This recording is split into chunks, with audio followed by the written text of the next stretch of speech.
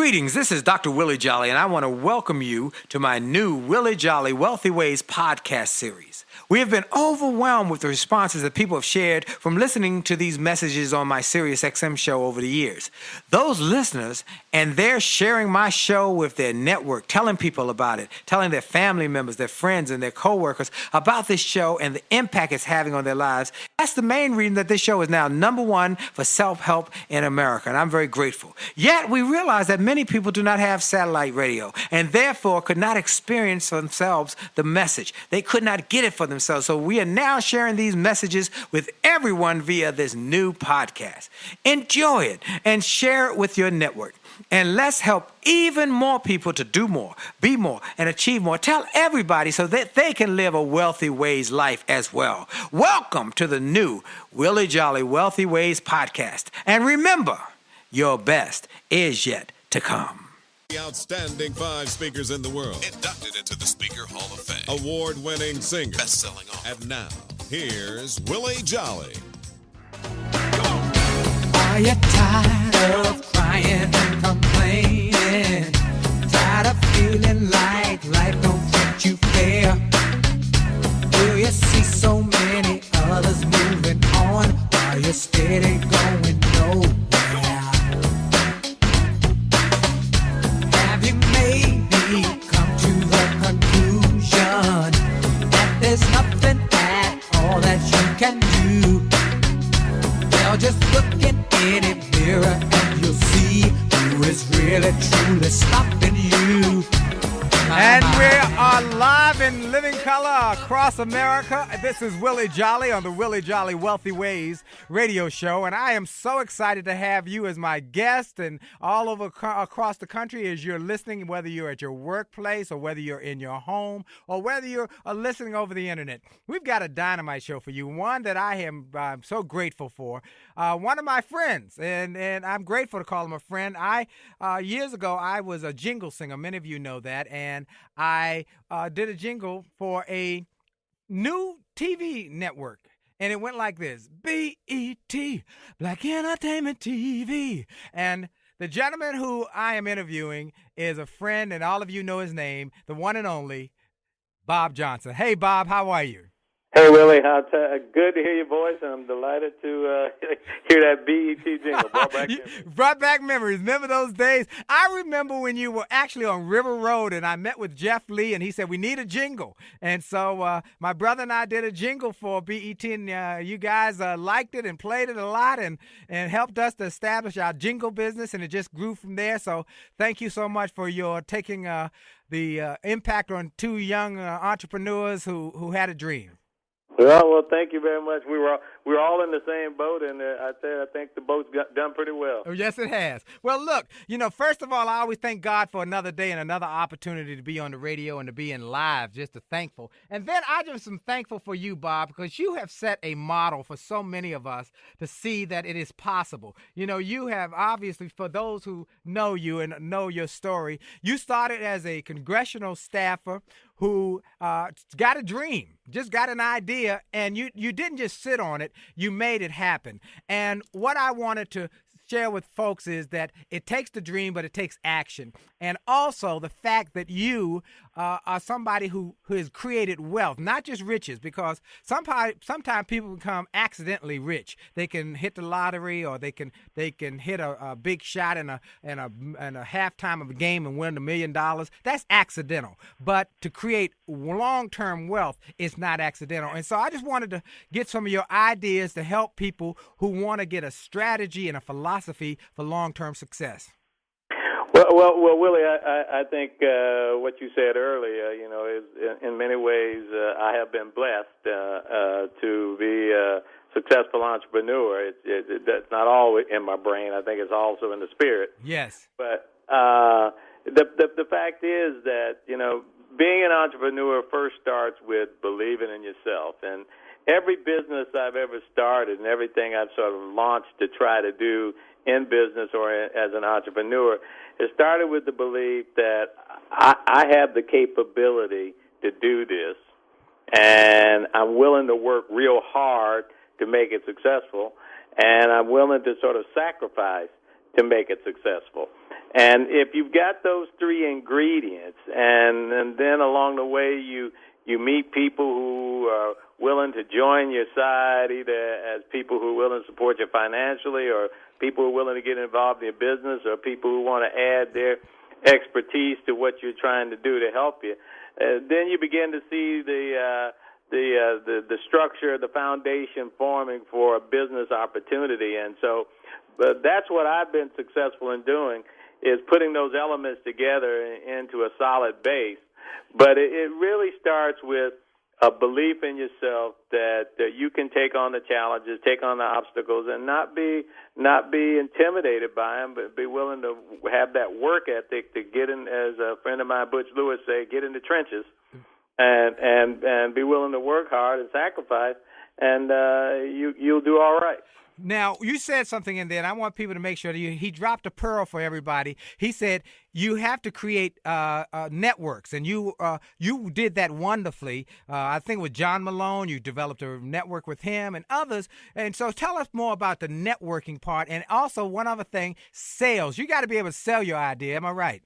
Yeah, well, everything starts with the vision, and then a vision of what you want to do and what do you think can be accomplished, or what you think the market is looking for you. So you got to have that vision, and that's why that vision starts with sort of believing in yourself that you can articulate a vision to somebody who can help you. And that's what I did with John Malone. John Malone was, at the time I started BET, the president of the third largest cable company.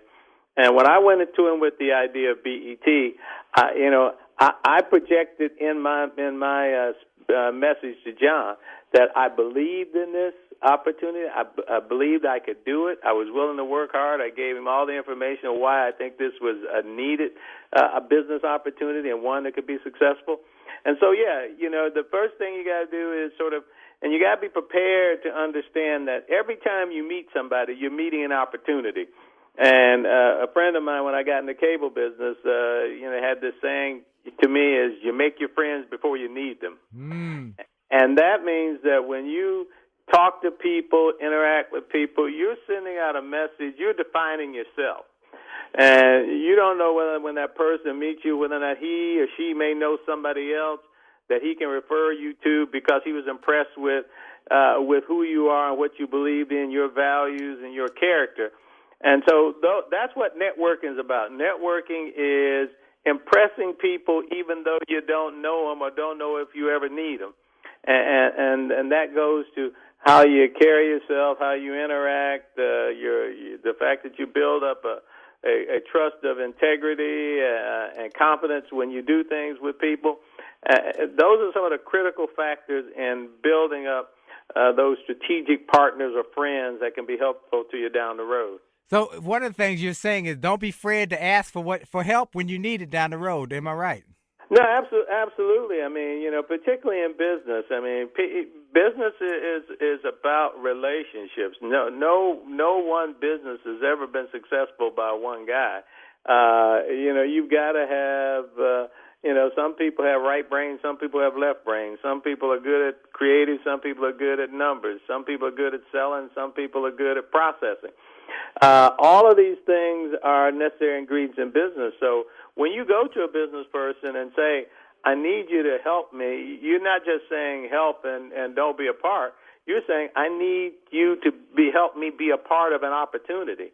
And that's what business people understand. There's a difference between asking somebody just to give you something for which they get maybe the satisfaction of knowing they helped you out from a standpoint of a charity.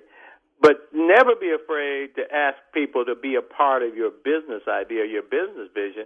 Let them discern whether or not there's a value to it, and then if you can show them where there's a value, that's an appropriate way to have a discussion about business. And that's not charity. That's a shared opportunity to create value. That is fantastic. One of my good friends, I'm sure you know Michael Roberts, who I've had on the show, and Stephen Roberts. And they're in the hotel business, as you are as well. One of the things Michael says is, Willie, tell people that it's important not just to be rich, but to create wealth. And the difference is, he says, singers are rich and sometimes athletes are rich, but we found that over 50% of the football players who played over 5 years later are broke or closer. You know, and as sad as it is, that's what it is. But wealthy people start thinking generationally. And how do they build that wealth, and how do they make their money work for them? And you've done that wonderfully. Tell us a little more about your strategy on that. Yeah, well, Michael is absolutely right that the best way to create wealth is to create value for people over the long term. When you get investment support, as I did from John Malone, John Malone wrote me the first $500,000 check that went into BET. Now, I could have said, that with this $500,000, all of a sudden now I'm rich. But what I looked at, that $500,000 was simply a show of support by John Malone for me to go out and create long-term value for him as an investor and the other people who were behind him. And the way I looked at that, this was not my money. This money belonged in trust to the shareholders. And my obligation was to go out and maximize value. And that's what I did by focusing on BET, by bringing in the people around me to help build BET, and working very hard to maximize John Malone's investment.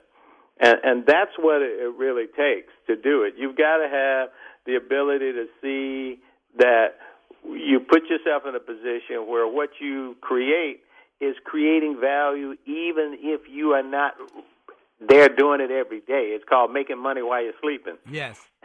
And that's because you set in motion a value machine, a value equation that drives revenue, because BET will be around forever, and that's because it has become a brand. It's become a product that people enjoy engaging with, and has the respect of advertisers who see it as a vehicle to sell their products, and so on, and cable operators, a vehicle to sell their cable penetration.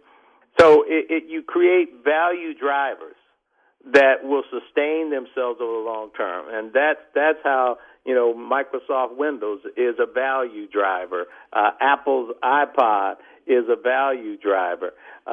Businesses like that create sustainable, emotionally engaging products that people will consume over a long time. Whether it's in the hotel business, people know Hilton. It's a brand. They know what to expect when they go to a Hilton or a Marriott. And that's how long-term wealth is created, by getting access to the opportunity to create these value-driven brands that create long-term growth and sustainable support and participation from end users and consumers who are looking to engage that product. Wow. Hold that thought, Bob. Folks, we're listening to Bob Johnson, my good bud, and I am grateful. You're listening to the Willie Jolley Show across America, and for sure, the best is yet to come.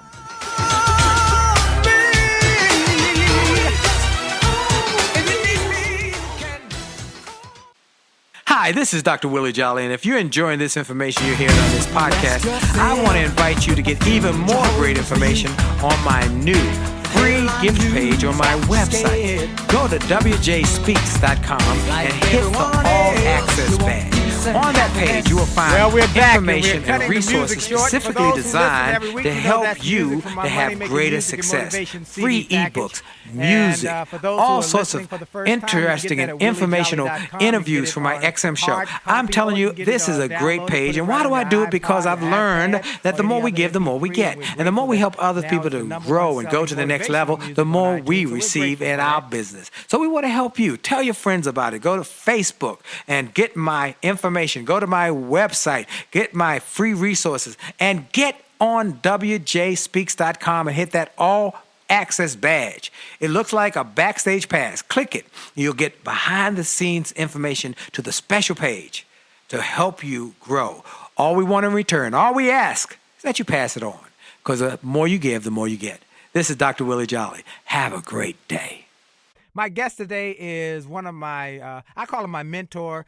He's a person I've looked at from afar. I met him years ago when he was just at a small office on River Road in Maryland, right outside of D.C., with an idea. He just had a dream, and he built that dream into the biggest African American television network in the world, and now he's ventured into so many wonderful things, sports and hotels and real estate, and he became America's first African American billionaire. And I'm grateful to call him a friend, Bob Johnson. Bob, thank you for being on with me, man. Yeah, Willie, my pleasure. And look here, we talk about success and entrepreneurism, but you have obviously a philosophy. So if you were going to tell people, okay, here's what you should do to grow success. Here's what you should do. You're starting with nothing but a dream, but here are the steps I would recommend, or you're in a class, what would you tell people to do?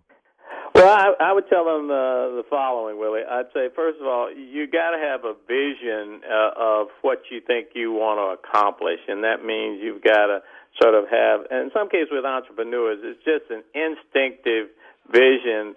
You can't teach that in a classroom. You just got to be able to look at, it's like the entrepreneur can look over the next hill before anybody else can. They can see things that a normal person can't see. So having that vision about it is a big part of it. I mean, Ted Turner looked at news 24 hours. Well, CBS could have done that. NBC could have done it. They had news. They had the network. They had the anchor. But they didn't see news in 24-hour kind of formats. They saw it as 6 p.m. on NBC network. Ted Turner saw it as a 24-hour news concept. And so this is the same kind of thing, that if you can see that vision, then once you see that vision, then you've got to be able to go out and articulate that vision to people who can support you, whether it's people who are going to invest in it or people who are going to come work with you to help that vision grow. And then once you get that support, then you've got to be able to demonstrate to everybody who supported you, both the people who join you as co-workers or the people who invest with you, that you're going to work harder, as hard for them as you would for yourself. And that's that kind of motivation that you got to have to say, I'm going to get up and make this happen, and I'm going to take on every challenge. I'm going to confront every obstacle, and I'm going to put on sort of the entrepreneurial blinders where all I can see is my long-term vision, my long-term goal, becoming of value to both the end users, consumers, as well as the business supporters. And you get those strategic partners as both employees and as investors. You carry out your vision. You work hard. You have that work ethic. You stay in the trenches. You sacrifice, things that other people might continue to do because they don't want to be working all the time. Well, you may have to sacrifice those things to get to the end game. And that takes discipline. It takes focus. And it takes a commitment. And along the way doing that, you build a reputation of being confident, dedicated. You build a reputation of character and integrity, of living up to your word when you say you're going to do something, or do your best you can to show people that you're trying to do it.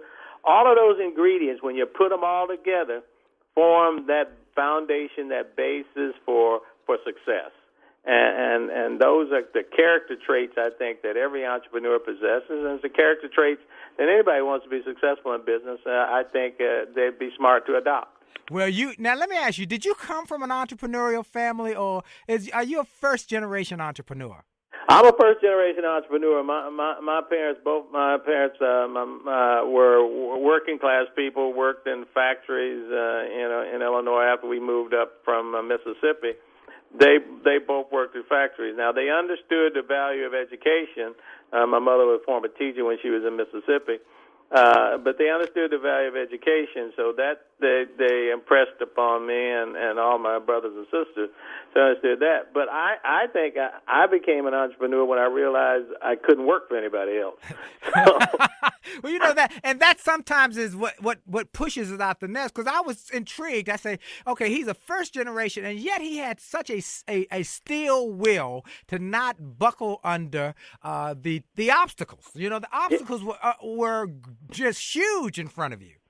Yeah, I mean, they were tough in front of me. But then I looked at guys like John Johnson, and I said, imagine what the obstacles were like for him. You know, I at least had the sort of the civil rights movement behind me. the open need for diversity in cable or diversity in advertising. All those things were happening while I was sort of coming up with the idea of BET. And so when you look back at that, and what happens in my case, I just believed that in myself that I could see things and see opportunities and articulate that opportunity to other people that the people I was working with may not understand or appreciate, but I understand. And I said, if I stay sort of in this situation of where I'm waiting on somebody else to sort of tell me what to do or what to accomplish, I'm not going to realize my full potential.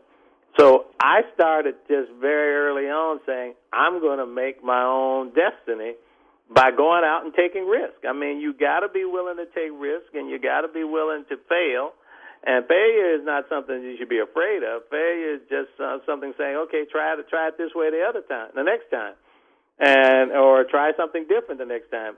And so that's what I did. I just believed that there was something that I could bring to an opportunity that other people couldn't see or couldn't understand, but I could. I could see it and I could understand it, and I could see the path to making it successful. Wow, this is an inspiring story, because we look at the success you've had and what you've been able to do and how you've had a reputation for excellence. And in fact, I'm going to send you a copy of my book, An Attitude of Excellence, because I want you to have it, because you've inspired that kind of excellence. And I just am impressed with how you just didn't give up, and yet you kept the faith, you kept fighting. And one thing I heard you say, I think one time at a Black Caucus event or something, I can't remember what, you said you decided to win with whatever outfit you had on, whatever jersey you had on, and you said if you'd been green, you would have won, because you made up your mind. Am I right? Yeah, I think that's right. I mean, an entrepreneur, you can take an entrepreneur, you can put him on an airplane and parachute him into the country with the worst economic development system in the world, and in a couple of months or years, he'd be one of the richest guys in the country. It's in the DNA, so to speak, and if you got that in the DNA, you got to let it out. You got to pursue it. I mean, so it's just like when I was starting BET. I mean, I remember going to New York to sell advertisers on BET. They didn't understand what cable was. They didn't believe black people could afford cable. They were happy with the black people they were reaching on network shows or syndicate shows like Soul Train and these other shows. And sometimes I walk out of those advertising agencies mad as all get out, because they just didn't see the vision that I was seeing. It's almost like you had something in your hand and you show it to somebody and they look at it and say, I don't see anything in your hand. It's empty. And the frustration with that. But it didn't stop me, And I when I was starting out, I'd take the bus from LaGuardia into town. I'd talk to advertisers and sometimes come out mad as hell, almost to tears, because I say, why don't they see this thing? Why don't they see it?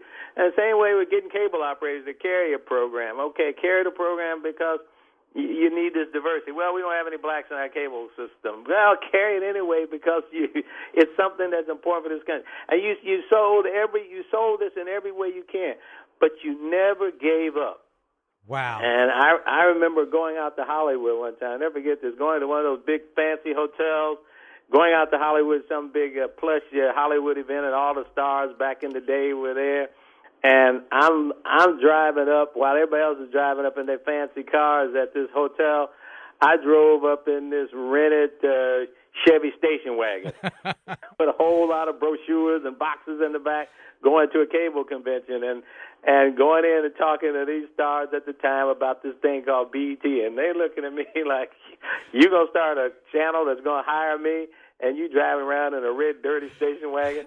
I mean, but it's those kinds of things that if you're not willing to confront them and say, this is not going to stop me, I don't care what people say, I'm not going to be embarrassed by my dream, I'm not going to let people sort of shy me away, you've got to have that inside you. So it takes a lot of deep, deep determination and discipline to stay the course. And you ask anybody, whether it's an athlete or anybody who really becomes at the top of their game, their discipline is amazing. And I think as a business person, you've got to have that same discipline. Wow. Well, folks, I know you got to jump off, Bob, but I just want to thank you. I'm going to send you some stuff, some of my music, some of my books, just to thank you for taking time out. Anytime you want to come back, you know you're welcome, my brother. Well, Willie, your music worked for me before, so send it. You got a deal. Thank you, folks. You've been listening to Bob Johnson on the Willie Jolley Show. Hi, this is Dr. Willie Jolley, and people often ask, how did I go from a broke, busted nightclub singer to become a best-selling author and to be voted one of the outstanding 5 speakers in the world by the 175,000 members of Toastmasters International? The answer is that I decided to invest and change my thinking, invest in my mindset, and decided to change my inputs because inputs determine outputs. I heard about a seminar years ago when I was just getting started. I was making about $100 a speech.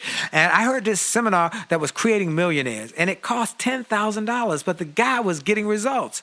I didn't have that kind of money, but I decided to borrow it because I learned that there's a price for success, the price of college, the price of going to school, the price of education. And there's a price for success, and then there's a cost for not paying the price, the cost of staying the same. And that cost is greater than the price. It's too expensive. And so I went, and it changed my life. And I came back and quickly made $100,000. I heard a similar story from Dr. Dave Martin, how he went to a success rally, heard a speaker who inspired him. He and his friend said, wow, that's changed my life. The speaker had a package of materials to help build wealth. The package cost $1,500. And that was all the money Dr. Dave had to his name. Dr. Dave's friend asked, do you think this stuff is worth it? Dr. Dave thought for a moment. He said, I don't know. I don't know if it's worth it.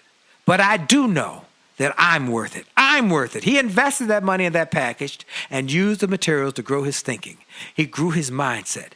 He shared how that $1,500 investment has gone on to generate millions in revenues. He's a multimillionaire. And he has homes now in Arizona and Florida. I want to say to you, it's time to invest in you. I want to give you some materials that will help you, grow your mindset, grow your future, grow your finances.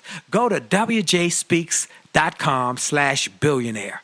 wjspeaks.com/billionaire to get some materials that will inspire your success and help you find that there's a price for success, but there's a cost for not paying the price. And the cost is always greater than the price. Go to wjspeaks.com/billionaire and get the bag, the box, or any of the materials there and keep growing your wealth. And remember, as a man thinketh, so as he is, and your best is yet to come. This podcast is a part of the C-Suite Radio Network. For more top business podcasts, visit c-suiteradio.com.